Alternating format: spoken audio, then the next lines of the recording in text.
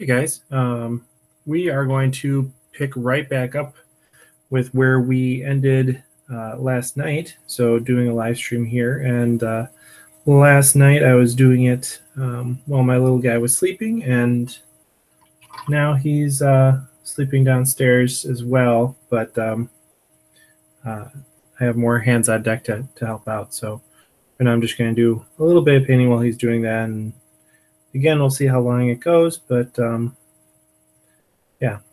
So last night I started talking a little bit about how well, two things. We talked about kind of like the general state of Tau in terms of Games Workshop's production philosophy, and we also talked about this tournament that I'm going to be playing in with Gil, who's bringing Blood Angels. So it's going to be Blood Angels and Tyranids probably, but maybe Blood Angels and Tau. If we get a new codex right before that, I might bring it depending. But yeah, so I am painting these Gene Stealers in preparation for that tournament, and it's a doubles tournament. It's a team tournament, so it'll be Blood Angels and Tyranids probably. And one of the things that I've been thinking about with this list is that a lot of the times it's better to go all in on one strategy than try to take multiple different strategies and make them work with the same units or something like that. Just it's generally better to dedicate to a single strategy. As an extreme example, if you only took like 10 Hormagaunts and expected them to do a lot of work without having the support of other assault units, it's not going to work out very well, right? So if you're going to go assaulty, you have to go assaulty hardcore. You can't just just go halfway. So this list, I'm bringing a Tyrannifex. I don't know if that's really the best thing to do when the rest of the list is assaulty, or if having that long range support with the Rupture Cannon is really the way to go. And right now I think it is the way to go, just because I don't really have something to extend my presence beyond the short range of my assault units. So I'm thinking of sticking with it. But yeah, so that's the general idea.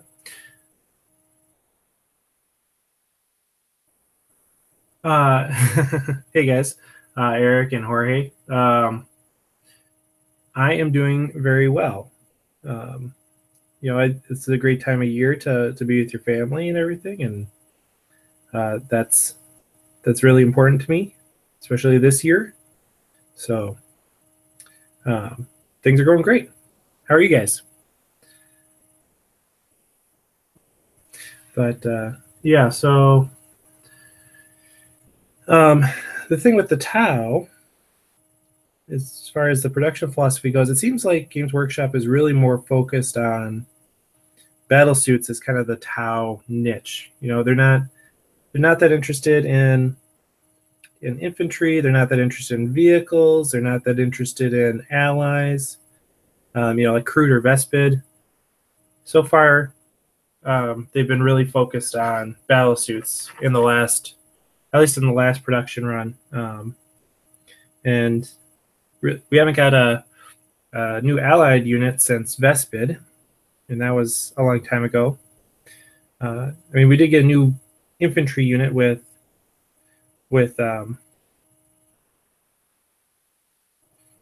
breachers, but yeah. So one of the issues I had last night was trying to figure out where the carapace ends for these guys. And I kind of think maybe that just needs to be, maybe it's really just meant to be these top two shoulder areas. I don't know. I'm going to play it like this, and that's just the way it's going to be, I think. I don't think I need to worry too much about it. So Yeah, but yeah. So they haven't had a lot of things besides battle suits come out, with the exception of breachers, and I wonder if we're ever going to get a new type of vehicle. I guess the Piranha was the last, or the Piranha and the Skyray were the last vehicles to come out for Tau. So yeah, but um,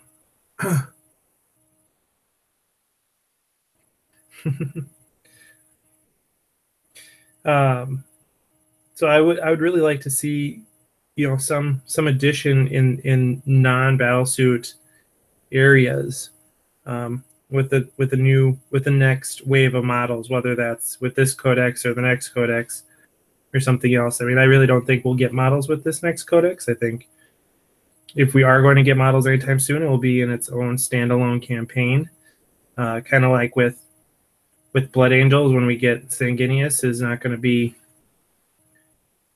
its own thing, or it's not going to be. It obviously wasn't with the codex, so I think it's going to be its own standalone thing.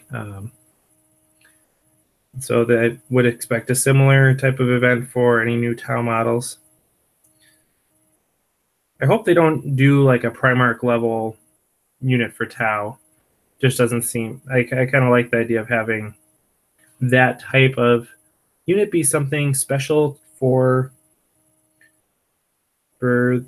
Marines and Chaos. Just think that works out nicely, and I don't think Tau necessarily need that. I think kind of the point of Tau is that they don't have that. It's that it's a lot of guys working together for the greater good, and it is nice to have heroes like Farsight and Shadow Sun, but you don't necessarily need them to be these uber powerful guys. Instead, I think it makes more sense for, you know, like Tau, or an army like Tau, to have access to a lot of smaller individual guys that can, you know, either have the same amplifying effect or some sort of war gear that does that, but not something that necessarily needs to be so focused on a single individual.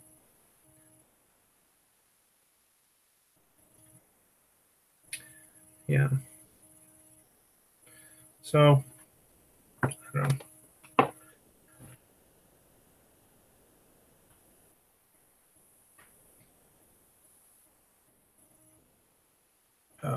All right, what do you guys want to talk about? All right, so Robbie says, just starting in town, got myself the rapid insertion box and a start collecting box. Oh, I'm glad that my videos are able to help, Robbie. I think the rapid insertion box is a great complement to the get starting box. I think both of those are good boxes to start out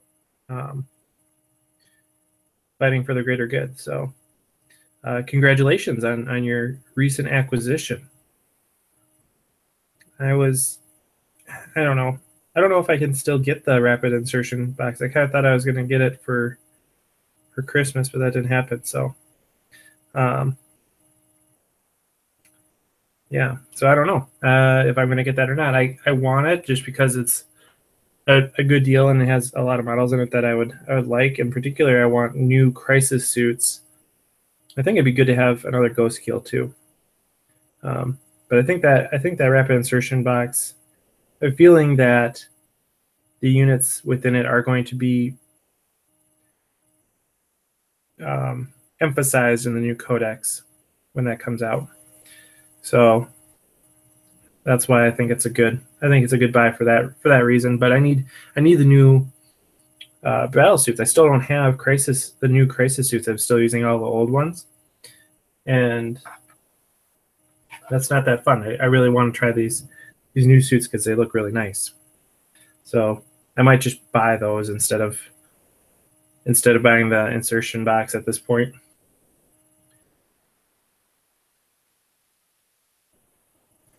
Yeah, they updated the crisis suits with the last codex release, which I think, guys, correct me if I'm wrong, I think it was 2016 that happened. But or maybe very early 2017, but yeah, it was pretty recently.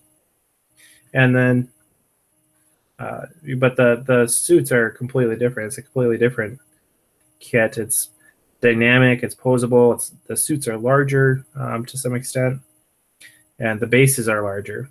So it's a much nicer model than the original Crisis suit, even though I really liked the original Crisis suit. That's part of the reason why I started playing Tau.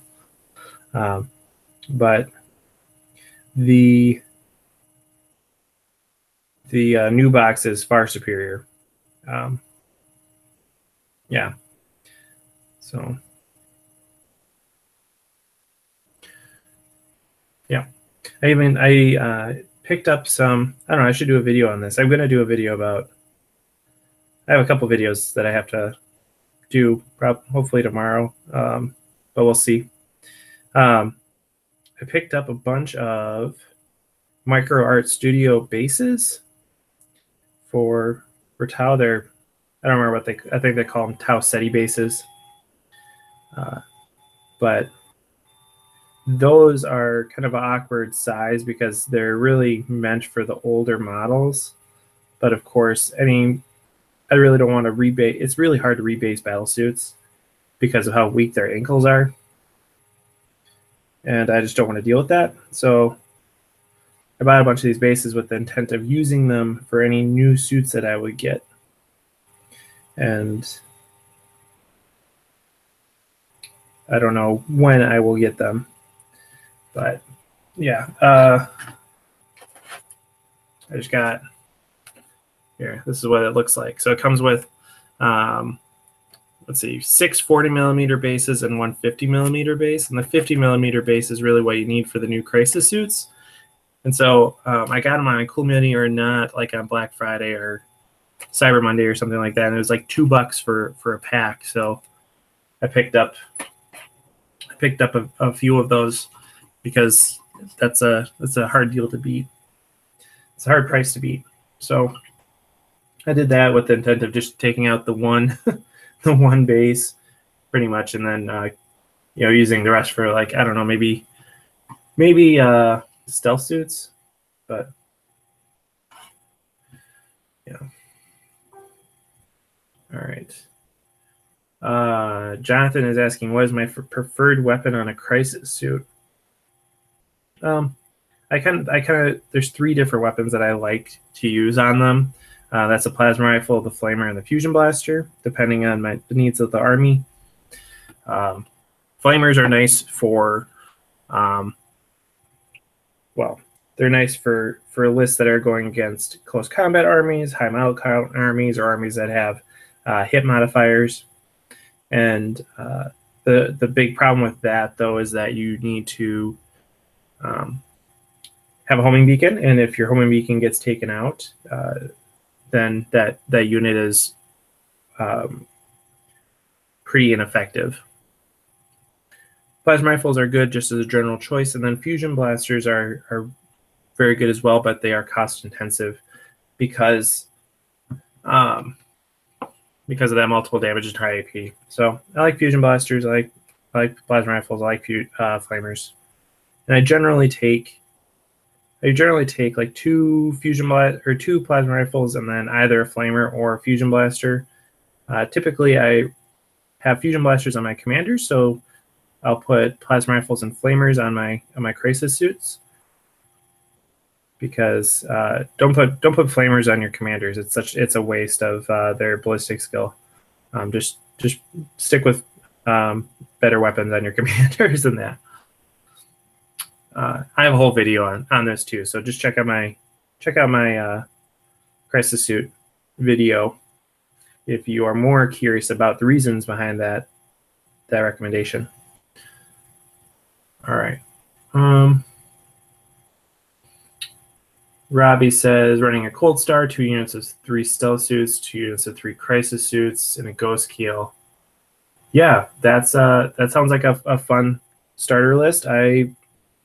With that particular loadout, I might shy away from the Cold Star and just stick with the standard commander. And Ghost Keels are nice, but I find them to be very much unreliable. they will stay on the board, but they won't actually do much damage. So unless your opponent, kind of falls into a trap or something, they're a little bit harder to actually get their points back with, unless they're holding an objective or something.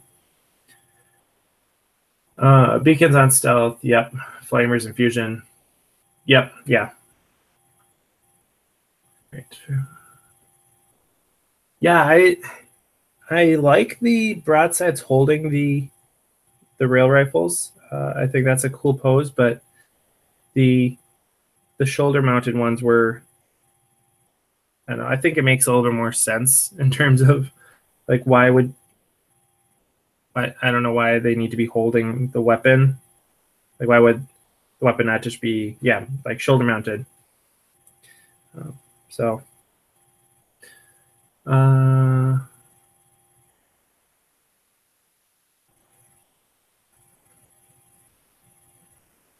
right, you just got the start collecting box. I would pick up I'd either, maybe pick up another start collecting box, or get a hammerhead, or pick up the rapid insertion box if it's still available for you. Those are all good options. I also have a video on that. It's like start collecting Tau, what to get next. I think that's the title. So check that out. And I go over the rationale for what you should get, and how much of it, and what a starting list might look like too. So I think those are all good options. But the rapid insertion box is a really nice complement to the start collecting box, I think.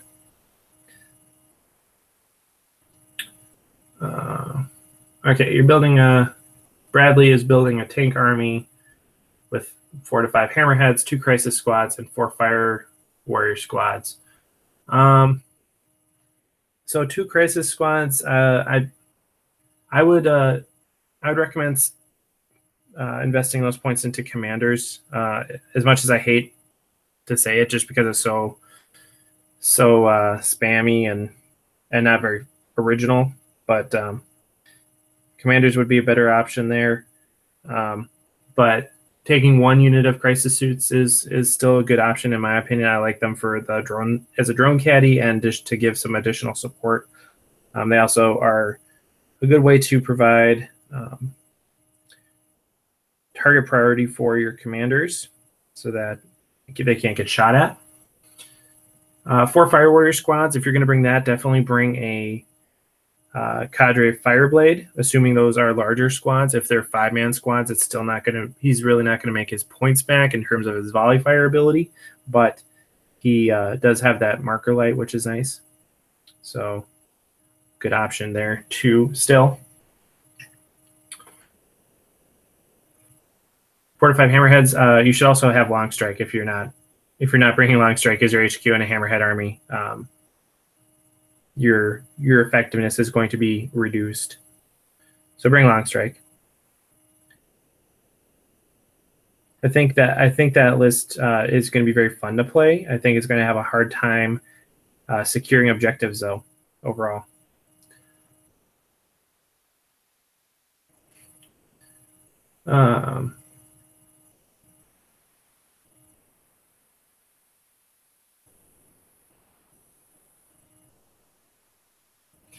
Yeah, so why don't I think there's a lot of artwork for Tau? I mean, there is, but like all, I think the art that they produce, that Games Workshop in general commissions, is a lot of battle scenes, and those don't necessarily always happen on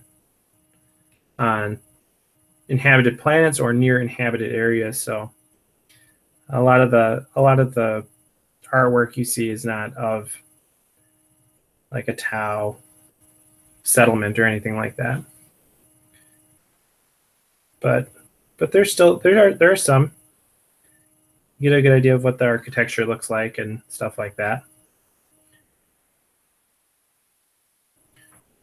For color scheme, I like Farsight color schemes. That's what my army is painted as, but I really have been interested in like a green and white or white and orange or a gray and orange scheme. I think if I hadn't already painted my entire army as Farsight from the beginning, I would maybe look at one of those color schemes instead. Overall, though, I do like how bold the Farsight scheme is.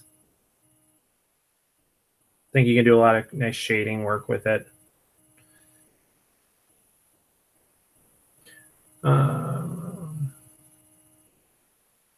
Yeah, 12-person fire warrior squads. That's a good Cutter Fireblade is going to be very useful for those.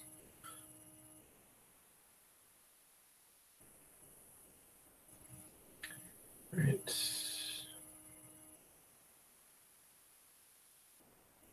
Yeah, the Fireblade is not a super exciting HQ. He's definitely a support character, but he's cheap and he is a nice force multiplier. So, especially with the new chapter proof stratagem, where you're able to explode one marker light into multiple, he can be that one marker light of his can be a pretty reliable source of increased accuracy for the rest of your army.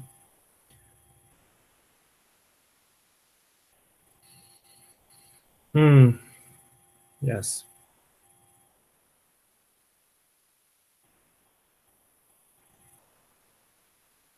All right, so what else? Oh, what else? Yeah, I had someone ask me about what was it? There's something. Oh yeah, female fire warriors. They're asking me if fire warriors, and I'm not the best person at the fluff, but I'm pretty sure that there are. I mean, Commander Shadowsun is part of the fire cast. She is a fire warrior. That's how she started out. So yeah, I think there are female fire warriors, but the thing about Tau is that in the official range, they all look pretty similar. Or the official fluff is that they all look pretty similar to humans. That it's hard to tell the difference between male and female, aside from their cranial grooves. So you could have a ton of female fire warriors in your army, and you just don't even know it. Yeah. So there could be a bunch of them. Yeah. So I want to do a video about this, I think, but someone had asked me about why the relic is not a good tournament mission. And there's a few reasons for that. Let me know what you guys think. If you like playing the relic or not, let me know why. I'm kind of curious, so I can get my thoughts around this before I make a actual video. But I think the relic is a terrible mission. I don't like playing it. It's not fun, and it generally, even if I win it, it's a very one-sided game, a very one-sided mission, typically. And the reason for that is that it really emphasizes who gets to go first. If you go first and you're able to acquire the relic, it can be very difficult to get it back, especially with the 8th edition rule set for how casualties are taken from units. So because you could put that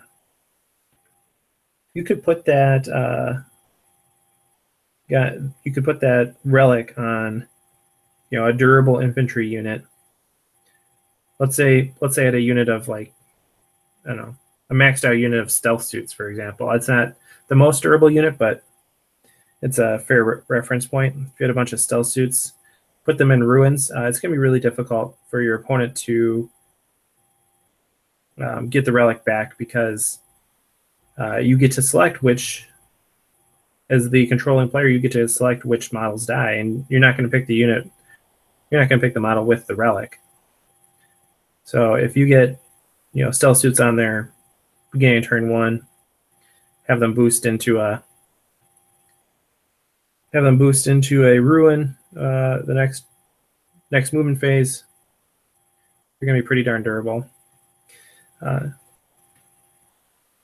So just getting turn 1 controls a lot of how that mission plays out, and it really rewards units that have durable, quick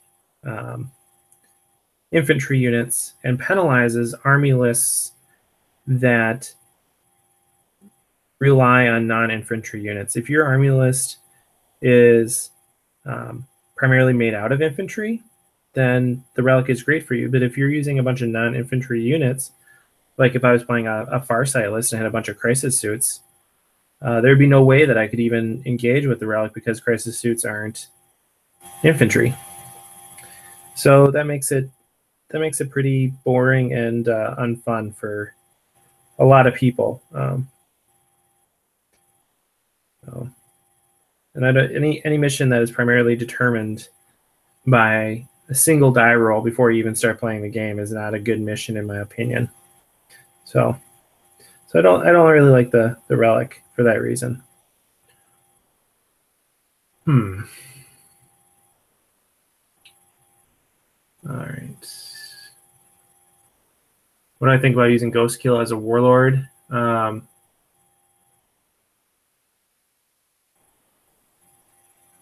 Well, so your warlord needs to be a character. I'm pretty sure. So if there was a change, then that would be interesting. But otherwise, it wouldn't work. Should you use Forge World in your games of 40K?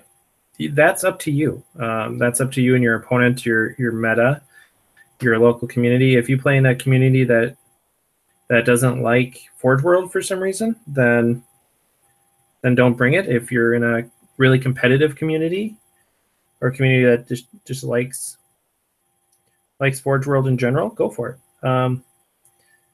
I try to be considerate of the source. If I'm just doing a pickup game with someone I've never met before, I might bring some Forge World. I might bring some Remoras or something like that, something that's not considered a overpowered unit or a very competitive unit.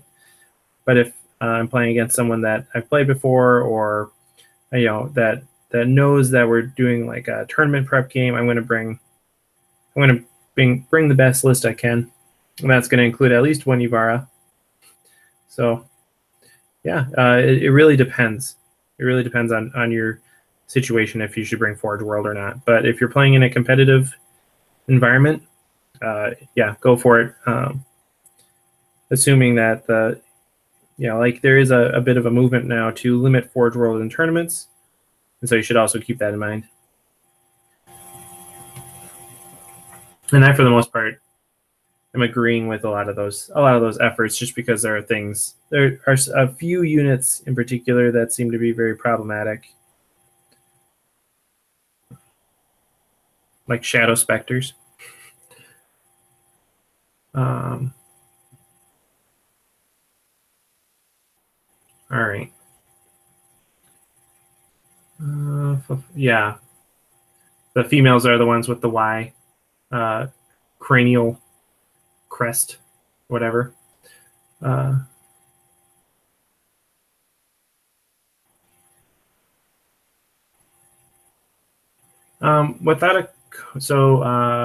you're asking what you should get. There are some things that I think that are just generally good to have, but I think the Codex is going to come out pretty, within the next couple months, and a lot of people, or at least I, have a hard time getting enough games in to really make an additional purchase beyond that box worthwhile. And so I would just wait for the Codex, I think, at this point. I think it's gonna be soon enough that you're not really gonna be missing out if you wait just a little bit before you get something new. All right.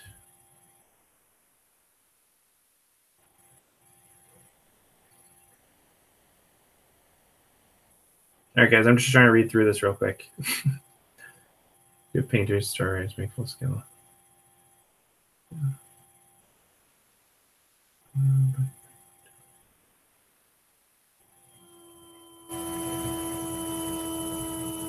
Crisis suits don't have the infantry keyword.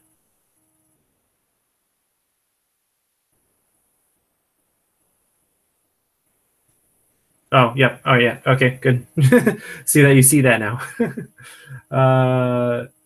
Yeah, so jump, shoot, jump. I don't think that's going to be a universal rule. I don't think that's going to be a inherent benefit of the jetpack keyword. I think more likely is that we're going to have like a one command point stratagem where, you can select a unit with the jetpack keyword and roll 2d6 to have them move in the assault phase, or hey, probably just something like they can move in the assault phase as if there was the movement phase. So that would include advancing, which, if you're moving in the assault phase, why would you not advance? I mean, unless you were assaulting, but then why would you use this? Why would you use that stratagem? So, yeah, I think that's going to be like a one command point ability, is to allow a jetpack unit to use their jetpacks. And then maybe there's going to be some warlord trait that allows them to do that, allows the warlord to do that consistently, or some sort of bubble effect maybe, but I think the bubble effect is unlikely. Something like that. But it will come back in some form. If it doesn't, I'm going to be really disappointed and confused, because I don't know what else the jetpack keyword is going to be useful for, if not for some sort of jump, shoot, jump mechanic.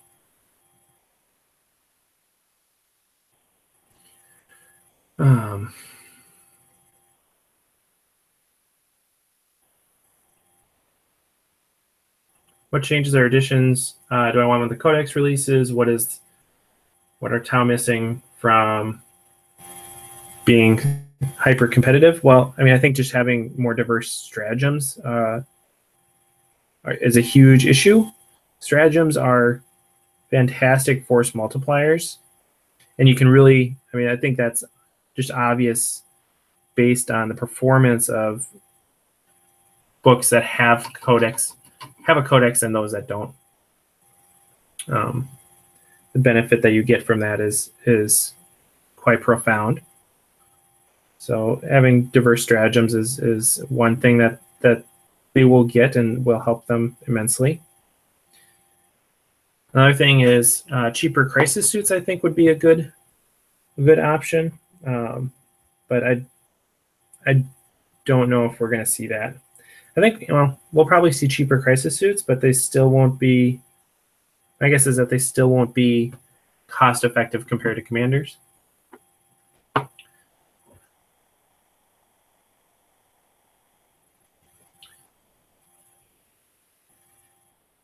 Just something that I think that's really the two main things. Is there just needs to be a better points economy, and there needs to be we need stratagems. And those two things will make Tau very competitive. It doesn't. Oh, I don't know where this paintbrush went, but I painted something. Yeah. So those are things that we need to get. Oh, hey, hey, Michael. Tactica Imperialis in the chat.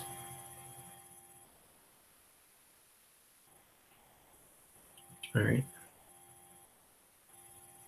So is there a benefit to the fly jetpack rule? There is a benefit to the fly rule. Fly rule is very beneficial. Allows you to leave combat and fire normally. It also allows you to ignore terrain for purposes of movement, which is underappreciated, but very, very beneficial. So fly is a very very good keyword to have. So right now, that's the main benefit of suits, but the jump pack keyword should have some sort of benefit when the codex drops. And that'll be something, like I said, in terms of a stratagem is my guess.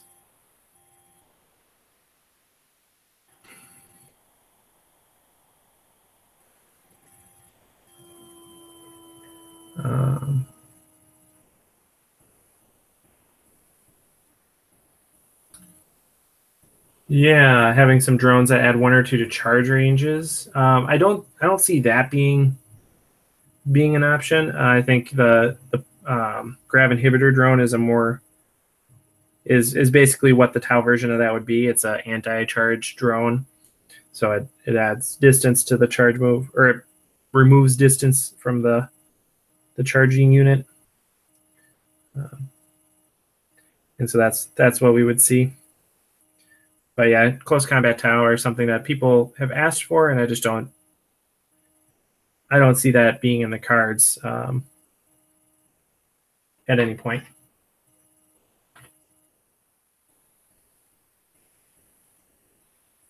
So Chris says, I'm having a game day at my house in January.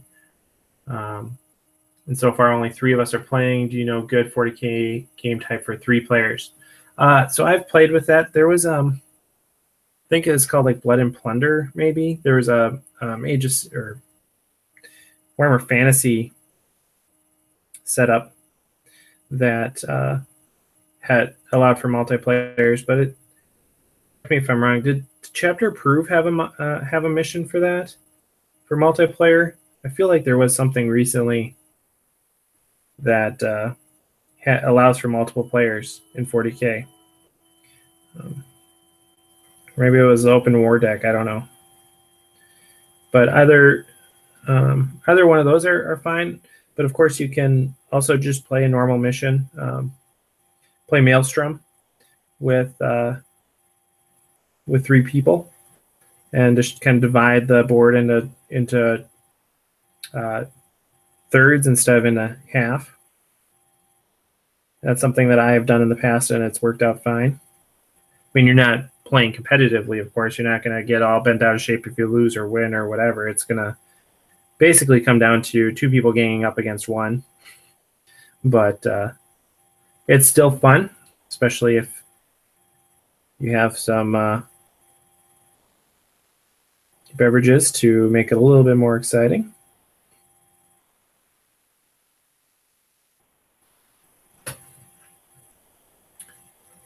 All right. Yeah. All right. Yeah. So, yeah. I don't know what else. What's on your guys' mind?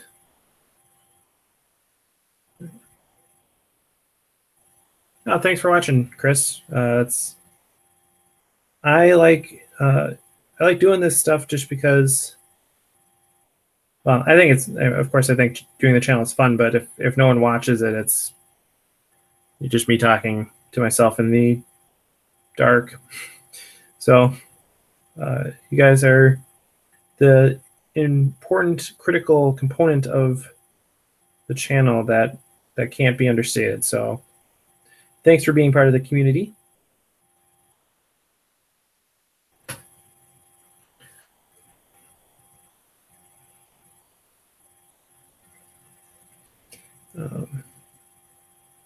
Hey, Michael, are you still in the chat? If you are,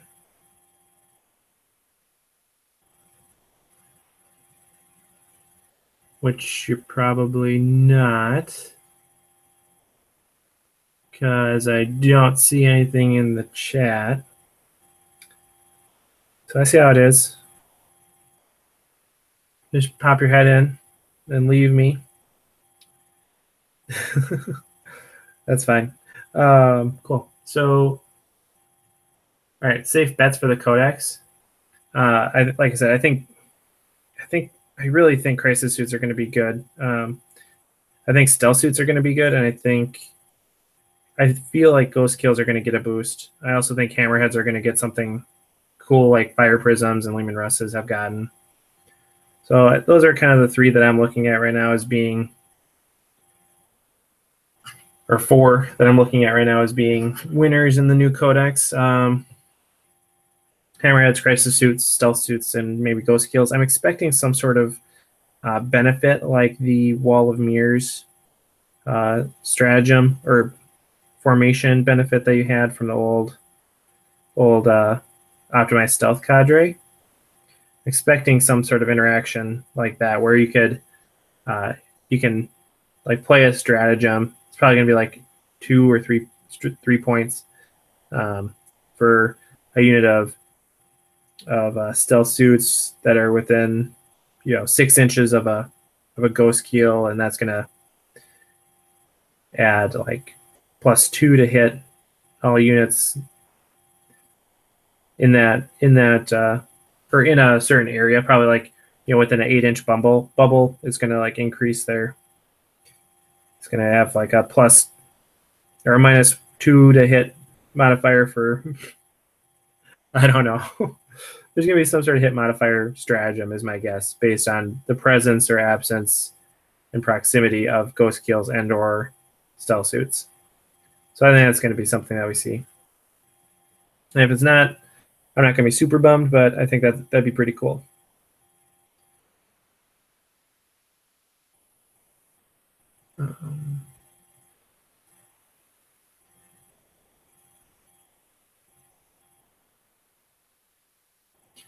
No, I don't think they're going to port over anything from Forge World. Like I don't think we're going to get hazard suits or anything in the main line. That's a dream of mine that died long ago.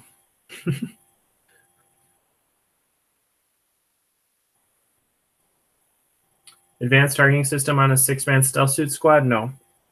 Not currently, just because they are already so expensive. I don't really want to bog them down with any more points. That and they're only strength 5, so it's just not. The -1 AP does make them better, but I'd rather spend the points elsewhere.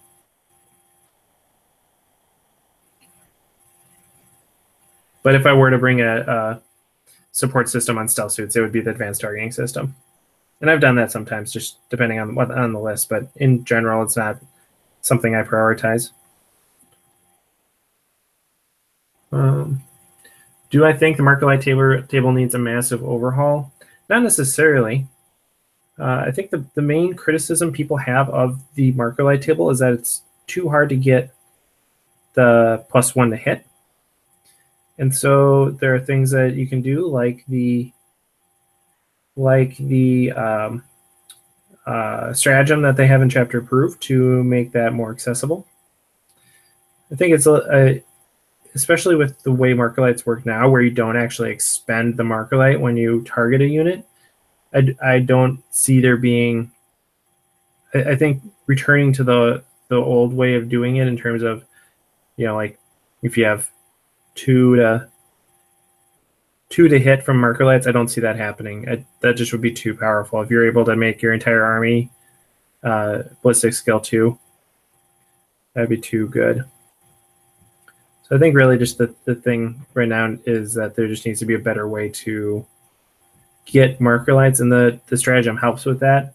And I think just a general points reduction in some units is going to make that also more viable. So I think it's fine.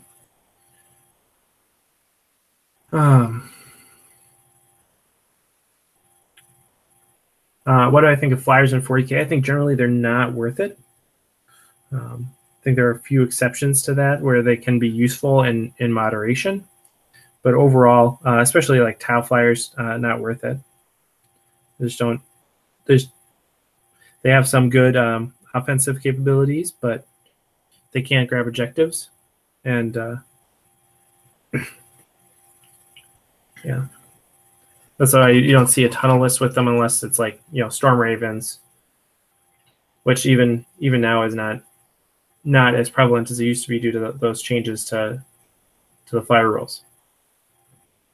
Do I think that's a bad thing? No, not necessarily. I think, you know, having flyers be viable in moderation is the way it should be. Shouldn't have a completely flyer-based list.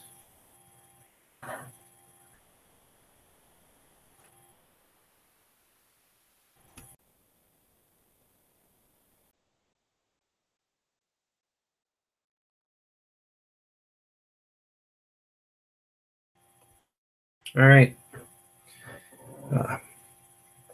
Guys, the semester starts soon. I gotta get used to lecturing some more. My throat is not. Yeah, we're not even gonna finish that sentence. All right.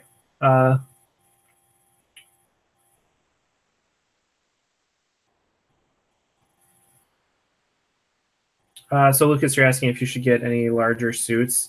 I would say, yeah, wait for the codex.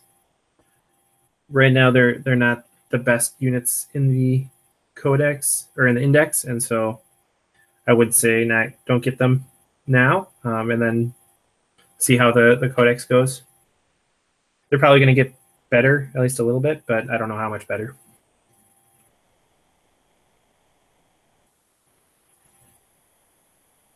I doubt that there's going to be much in terms of storyline advancement for Tau and Chaos. I think there's going to be kind of like the force sphere expansion that they talked a little bit about when 8th edition dropped, but as far as major storyline development, I don't know. I have no idea what they're going to do. Michael from Tactical Imperialist would be someone better to ask. He's a better fluff guy than me. But I think with Farsight, they're not really going to. I like how they've treated him in the past in terms of him being kind of suspicious of the Dawnblade, but not really knowing for sure what it is. And I think that's basically the way they're going to go with it moving forward too. I don't think they're going to actually have any of that be explicit.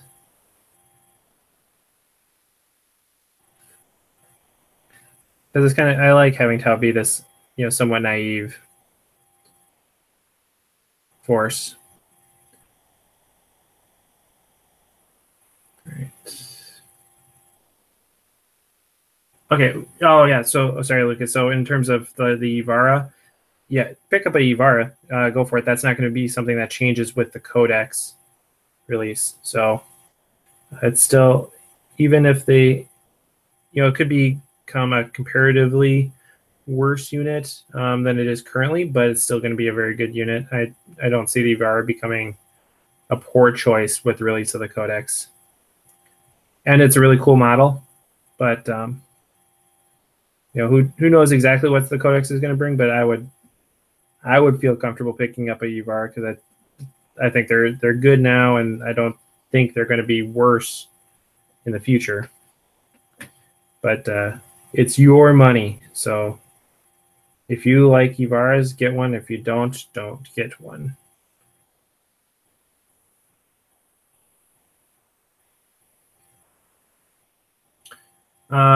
Nude paint scheme today is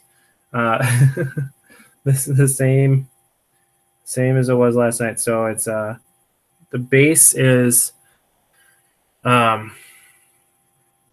the bone spray from Army Painter, and then I'm just putting the Nagarath Knight purple base on the carapace, and I'll go over this with a flesh wash and some. I'll do the gooey parts in green, and I'll do the scythy sharp parts in yellow, working my way up from a brown, to a bright yellow for like the scything talons and the rending claws. Those will all be yellow. So that's the general plan for these guys.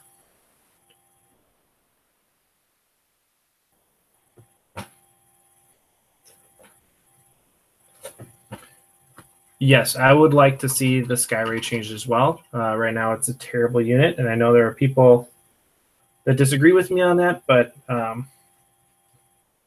in order to get any value out of Skyrays, you have to take at least 3 of them, and you're putting in a ton of points for that, and I would just use the points for something that I'm going to be able to use more than once for that. So, yeah, I just don't... they're bad now, and hopefully there's like a... Hopefully they get... I'd really like to see them get destroyer missiles in the codex, or a stratagem that allows you to replenish missiles or something like that. But just having a few one-use only seeker missiles is not attractive enough to have them be worth it in my book. So I would like to see them address. I don't know. It doesn't seem like a unit that's going to be... Just doesn't feel like the unit that they would choose to emphasize, because again, it's not a battle suit, and they have been battle suit happy for the past while. So, but who knows? Maybe that means that they will pick it if they want to do something drastically different and they make Tau a tank heavy list. Maybe they'll really boost Skyrays and Hammerheads. But it's an old kit too, so that's another strike in the unlikely column, I think.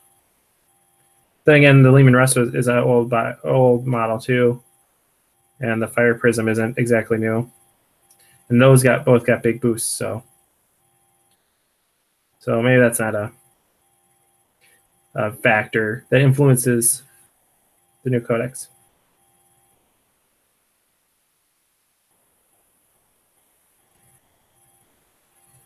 All right.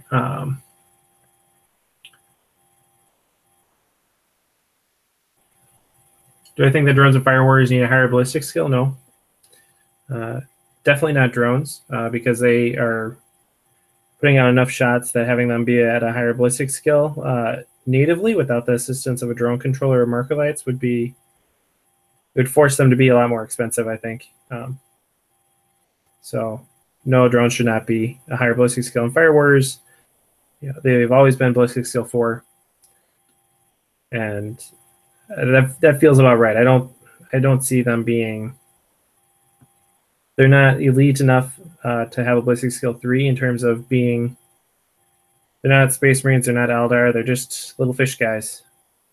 So hitting on 4s seems right. And it works out fine in terms of the maths, I think. So if we're going to see increases in ballistic skill, I think it's going to be... It'd be something like Crisis Suits moving to 3 up, but again, I don't think that's likely, because they've always been 4 up.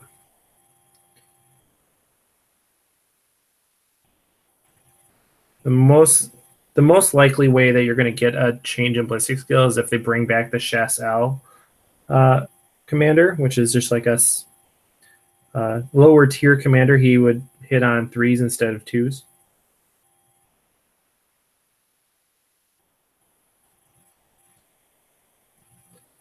All right.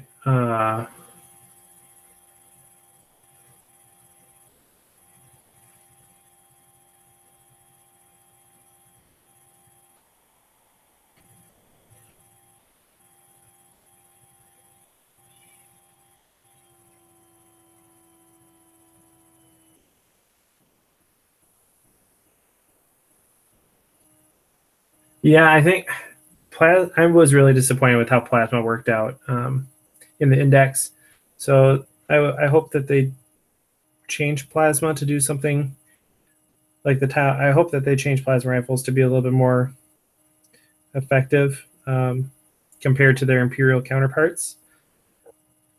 Historically, that's been one of the nice things about playing Tau, is that our Plasma did not get hot. And right now there's it doesn't get hot, but it also doesn't do more work. So yay, congratulations, I guess. But yeah, I would hope that they do something to make those plasma rifles a little bit better. But one thing that they could do is make those damage 2 just natively. That would be something that I could see them doing. There's been a few weapons that they just kind of changed the profile on like that. So I could see plasma rifles going to damage 2, and I would be happy about that.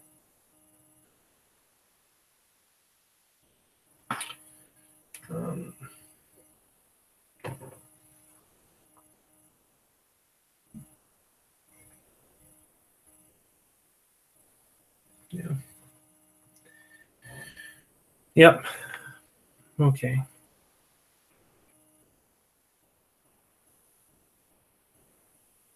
All right. I think we should probably wrap it up. You guys have any other questions, comments, concerns, emotional outbursts? I'll do this one last guy, and if you got something, let me know.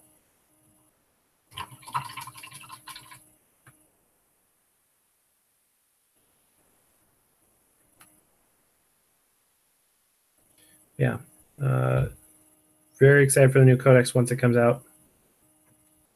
I'm hoping that I can get my hands on it as soon as possible, and then just, I don't know if I'll do a live stream or what, but just work my way through it, adding up all the things I've changed and stuff and talking about it like that. But my goal is to get a video out as soon as possible. But of course, I won't be able to beat the bigger channels who get the codex a week in advance or whatever. So we'll probably know everything there is to know by the time I put a video out. But still gonna do it because it's kind of my thing. So yeah. My youngling is doing great right now. I can hear him being less than great, but that seems to be resolving itself.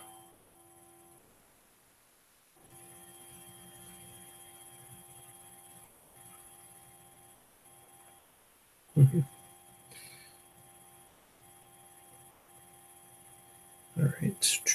Purple, purple, purple. I really should be calling it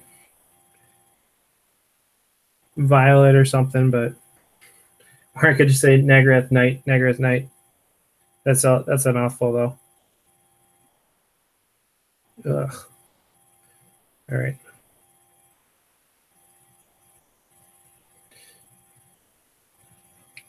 All right. So,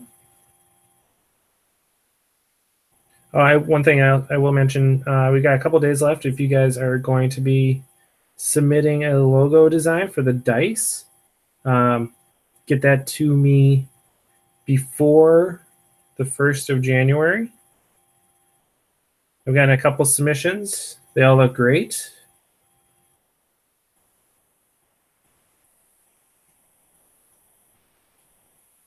So I'm happy about that. But yeah, if you want to send me a logo design, send me a high resolution image, digital image of a logo, you could win some free dice with that logo printed on them.